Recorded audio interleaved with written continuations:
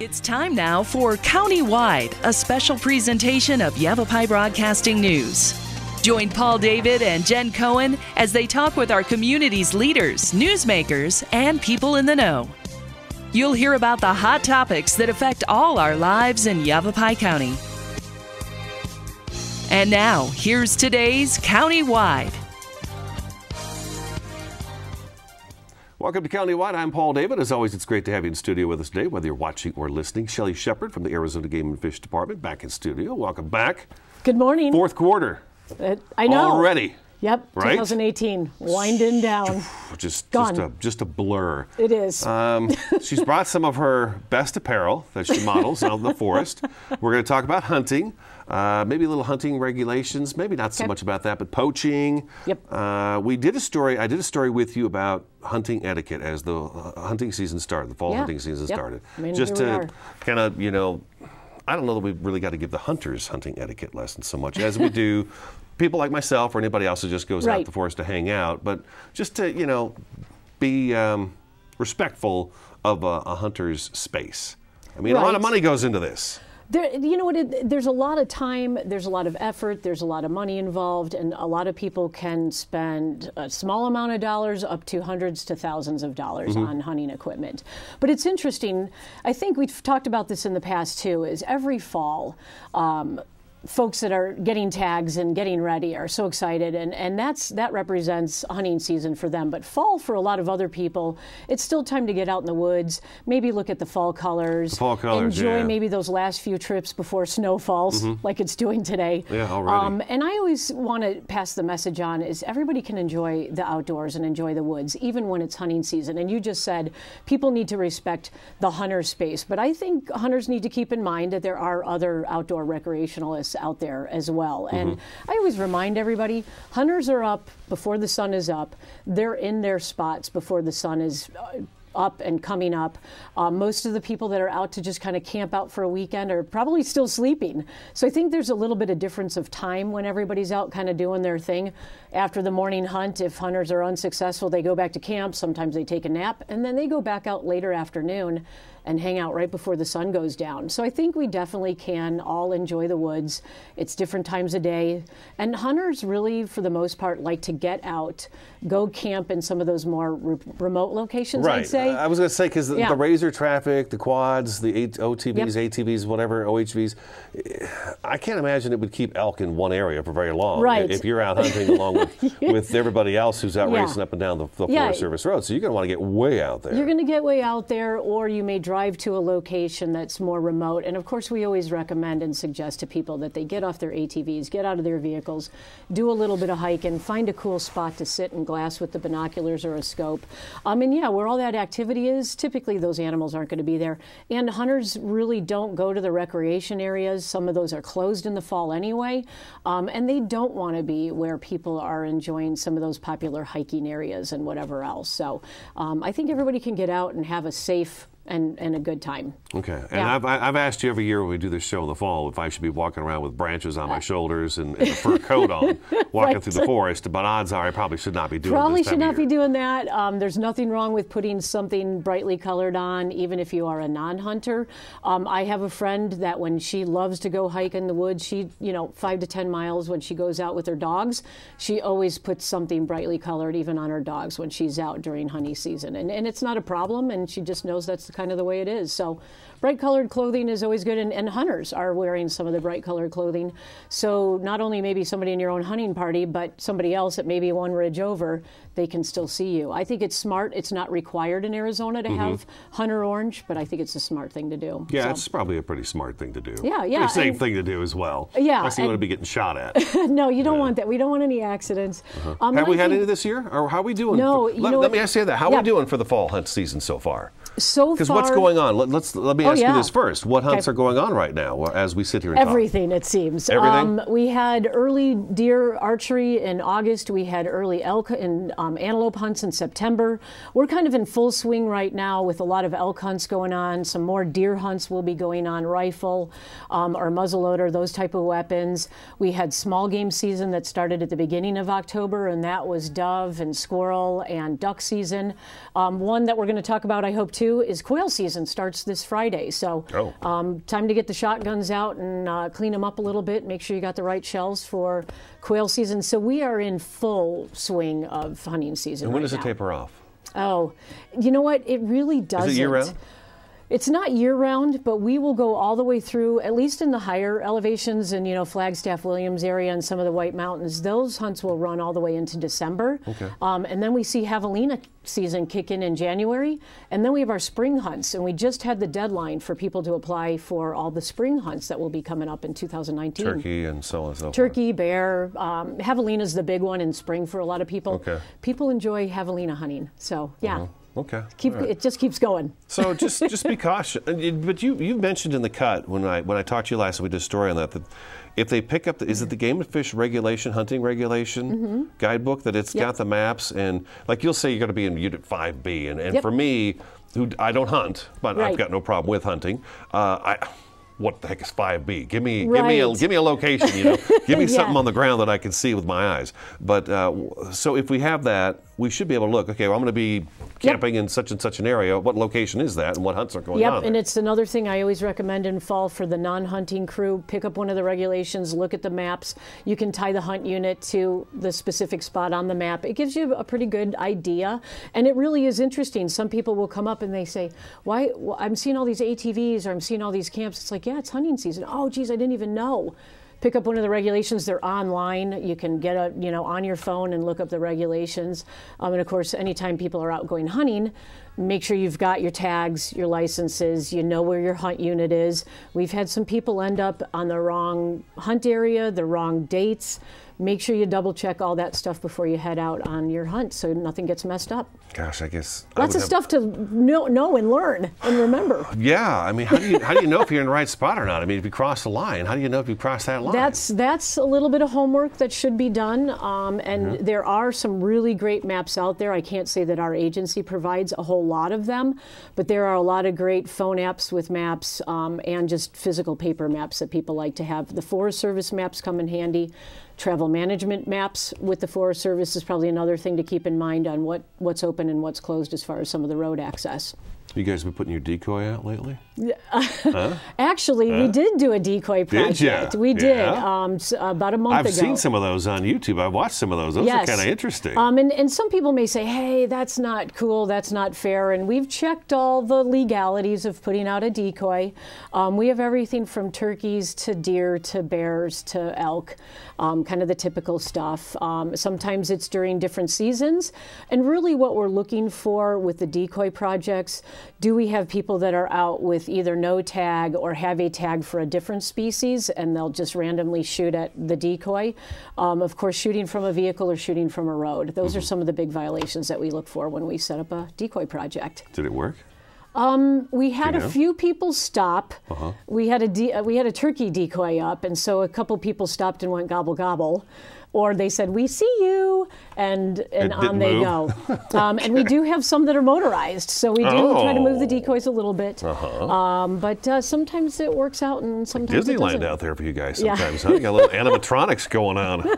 Start breaking into song. We got to come up with some cool stuff. We got to come up with some stuff. We'll take a break, all right? Okay. Game and Fish's Shelly Shepard in studio today. This is County-Wide. We'll take a quick break, and we'll be right back with more.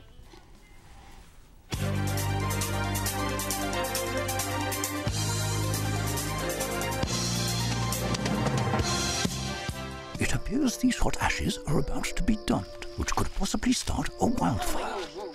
How will Smokey deal with such a hot situation? The garden hose defense. Next, a thorough stir. Then another spray. And finally, feeling if the ashes are cool. Ah yes, the selfie. A ritual practiced so frequently with this tribe, but not so much by Smokey Bear. Only you can prevent wildfires. This is Bruce Morrow, Transportation Manager for Cottonwood Area Transit. Remember, we cover the entire Verde Valley and Sedona. Cottonwood Area Transit has you covered wherever you want to ride in the Verde Valley, all day, every day. Take Cottonwood Area Transit through Clarkdale, Verde Village, and from 26 locations in Cottonwood. With Verde Links, it's a quick and easy trip to Sedona every day. Don't forget our connectors to Camp Verde. Visit cottonwoodaz.gov for Cottonwood Area Transit and take a seat. Let's go ride. How I define making? In the broadest possible terms, it is making something extant in the world that didn't exist. Everybody who's ever made anything is bringing something into fruition for a reason. And that act in and of itself makes us stewards of our culture. It's something that we're talking about. It's a response. Actually, it's telling a story. That's really what it is. And I include everything that could be made: painting, sculpture, welding, all of that. Yellow is positive. When a kid gets their hands on the world and learns that they can make their fantasy play, that they can make their reality, that's power. And as far as I'm concerned, everyone should feel that kind of power. There we go. If there's something that interests you to bring into the world, that's fantastic. Go figure out how to do it. Go tell your own story. There it is. And so I want to know why you make. Let's go. Share your own Why I Make story today. Visit whyimake.org. 150 over 90. 180 over 111. 160 over 110. I had a stroke. This is what high blood pressure looks like. You might not feel its symptoms, but the results from a stroke are far from invisible or silent. If you've come off your treatment plan, get back on it, or talk with your doctor to create an exercise, diet, and medication plan that works for you. Go to loweryourhbp.org. If I would have followed a treatment plan, I would not be in this situation.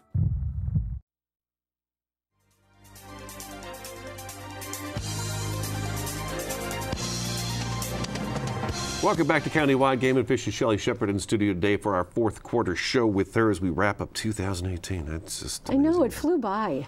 It's okay. They all do now. I know.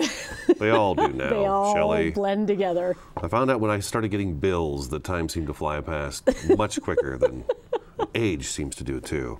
It does. Okay, a couple of things. Hunting tags changed. And, They did, yeah. Okay, so what's that all about? Real quick, I've got this one here. They're much bigger than they used to be. They used to come in a real small little envelope. Okay. There's some advertising on the back, and there's the tag that actually has all of your hunt information, your name, address, and whatnot, and then transportation information. So this didn't used to come on this big of a sheet? Oh no, it wasn't that big at all. It was like half of that size. Okay. Yeah. All right. Is this so you guys could see it better too as you're kind of spotting people hunting? No, it really won't help us there. The information is very similar, but we had a lot of situations where people would harvest an elk and they needed to get it from the camp to the meat processor, or let's say to the taxidermist. Sure. And there was always like, what part of this transportation thing do we fill out and when? So now the tag has a portion that's really attached to the biggest part. Mm-hmm. That is if somebody's going to transport your elk for you. So if you and I were out hunting and I wanted to stay in camp longer, you were going to take my elk to the meat processor, mm-hmm. we'd fill out that transportation information. The other little shipping transportation is if meat may go to a processor and then I live in California and I want all of my elk meat shipped, then you're going to fill out that information on this new format and this new tag. Some of the tagging instructions are the same, and of course, like I said, we've got advertising on the back now. Mm-hmm. That's helping with a little bit of revenue for the agency. So new tags, new look. So people probably got this huge envelope and went, what in the world is that? It was their tag. Okay. So there we go. Draw update. Yes. What was that? So we just had the deadline for all the spring hunts. Uh-huh. So right now is the big push to remind everybody that credit cards or debit card information needs to be correct on your account or on your portal. I saw that one. Yes, and that has to be in order before October 25th. Right, October 25th is the deadline. And there was one thing, Cabela's, and I'm not promoting Cabela's right now, but they're changing credit cards over, and they've merged with a few other folks. So some people are going to get new credit cards.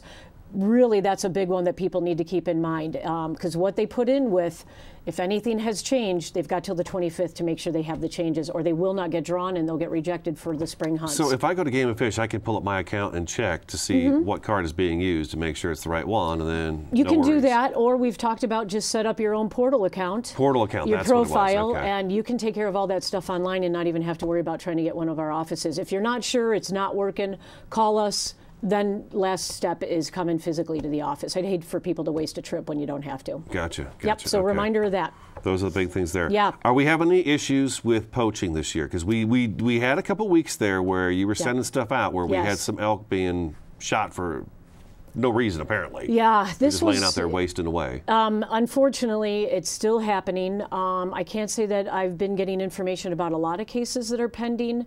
But back in September, it was Labor Day weekend, as a matter of fact. We had 2 different situations, 2 different poaching cases. One was slightly north of Flag. That was a cow elk and a calf elk that were just shot and left to waste. Could that have been somebody just driving around, joyriding, oh, look, there they are, and shot at them? A spotlighting scenario?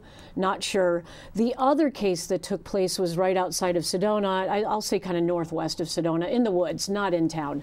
This was 3 bull elk. And there was a lot of evidence at that particular scene that indicated these people took a lot of the meat.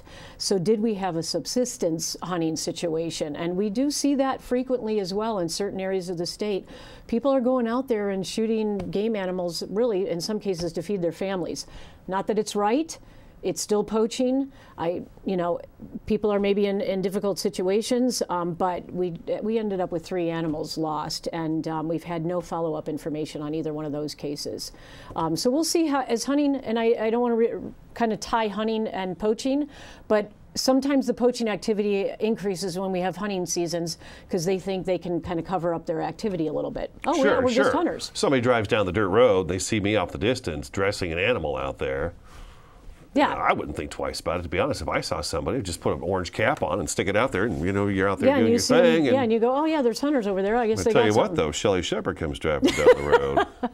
Look out. Because you'll stop no matter what. I will get those bad guys. Yeah, the orange hat just draws you right to me, doesn't it? Well, when we see it, of course. Yeah. Of course, yeah. You're going to come out and check and see what I'm doing. We're going to stop and check and make sure that everybody's got tags and whatnot, yeah. And you guys are always, you always say if you hear gunshots at odd times of the day and stuff. I got to say, I hear gunshots all the time at my house. I mean, where you guys are. Because the forest road is so close to my house that I know. I hear them from sun up to sundown on the weekends. Yeah. And I never think twice about it because people are just out there, either they're setting their guns or they're just doing some target shooting or... Yep. No, it's happening a lot more. I think anything that's during nighttime hours is going to be a little bit of more of a trigger. Sure. What's going on there. And especially when we have archery season, we really should not be hearing much gunshots, especially during the nighttime. The average person like myself, I don't know the difference when archery season starts or ends, and I'm going to hear the whisper of an arrow or the bang of a gun. I don't know. So I know, and most people now it's just target shooters. Yeah, that's usually what I think. But if you're hear something that you think it's suspicious, then call it in, right? Oh, definitely call it in. Our 1-800 number, Operation Game Thief, is available 24/7. And we have had a lot of cases come in, and we've made a lot of cases off of the Operation Game Thief versus we get a report, dead animal, no evidence.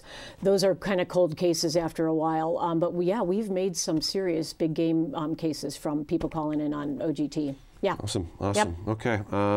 Real quick, in a minute. Water for Wildlife. Last time you were here, I mean, it was drought-stricken Arizona. It was the worst we've ever seen, probably. It was dry. And we were dumping water into areas for the wildlife, and you guys were taking donations from anybody who wanted to help you provide water to wildlife. Yep. How'd that go this year? I'd say overall it was a great campaign. It was something that was very needed. There was a lot of work and effort going on. We raised over $30,000, and so folks know that money is going to come right back to the department, help us with more catchments, whether we need repairs, we need new catchments, maybe just some mild maintenance. People shoot certain things. Maybe they've torn down a fence that's around a catchment. There's all sorts of projects related to that, and that's where that money is going to go. So thank you to all the people that were out there. I know people were calling in, oh, I've got a water trailer, I've got a truck, and the easiest way for people to help us out with that campaign was just to do the monetary donation. We had folks that were helping within the agency. We had tons of volunteers that were out. And this, in all the years I've been with the agency, I think that's the strongest effort I've ever had to see with trying to get water out there in certain areas for wildlife. They saved the day. It had to be done. And the nice thing is we've got this program if we need it in years to come. It looks like this year's shaping up pretty good now. So maybe we won't need it. We're doing pretty good right now. Yeah. And there's still some information that's still popping up on our Facebook page. Yeah. We're going to take our second break. Game and Fish's Shelly Shepard in studio today. Their website is azgfd.com. Stick around. Countywide back in just a couple minutes.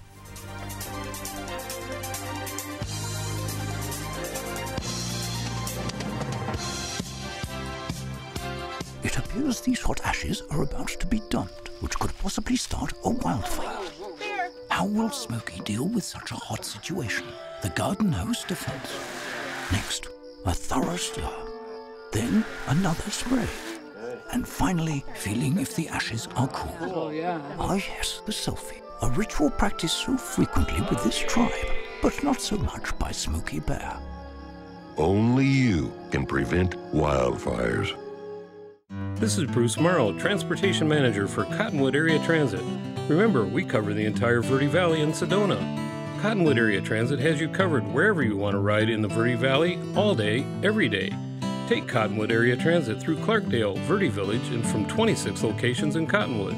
With Verde Links, it's a quick and easy trip to Sedona every day. Don't forget our connectors to Camp Verde. Visit cottonwoodaz.gov for Cottonwood Area Transit and take a seat. Let's go ride. How I define making? In the broadest possible terms, it is making something extant in the world that didn't exist. Everybody who's ever made anything is bringing something into fruition for a reason, and that act in and of itself makes us stewards of our culture. It's something that we're talking about. It's a response. Actually, it's telling a story. That's really what it is. And I include everything that could be made: painting, sculpture, welding, all of that. Yellow is positive. When a kid gets their hands on the world and learns that they can make their fantasy play, that they can make their reality, that's power. And as far as I'm concerned, everyone should feel that kind of power. There we go. If there's something that interests you to bring into the world, that's fantastic. Go figure out how to do it. Go tell your own story. There it is. And so I want to know why you make. Let's go. Share your own Why I Make story today. Visit whyimake.org. 150 over 90. 180 over 111. 160 over 110. I had a stroke. This is what high blood pressure looks like. You might not feel its symptoms, but the results from a stroke are far from invisible or silent. If you've come off your treatment plan, get back on it, or talk with your doctor to create an exercise, diet, and medication plan that works for you. Go to loweryourhbp.org. If I would have followed a treatment plan, I would not be in this situation.